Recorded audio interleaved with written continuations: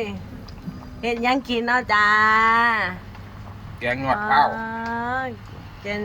แกงยอดมะพร้าวอืมจะแสบเนาะพอ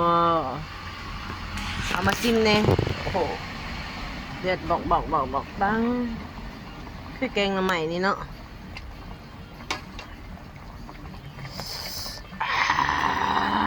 คนเห็ดกับเขาเลยค่ะเนี่ยเป็นไงสีเล่าบะหมักบักหมี่ใส่หอมเข้าไปอืมอ่อนแซ่บแซ่บเหรอ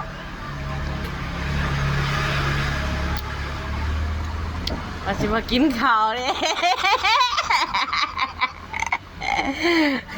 มาสิมากินข้าวเลยพ่อใหญ่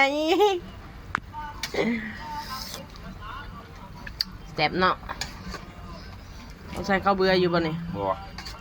โอ้ยถ้าใส่ข้าวเบื่อแห้งสีหอม อย่ามานั่งคนค่อยๆเอา พ่อเอาไว้ชดน้ำเนี่ยใช่ป้า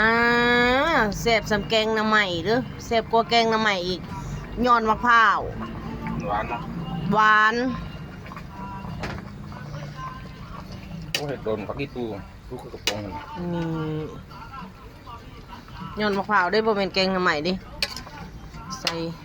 ใส่เนื้อนี่ให้สิแสบด้วย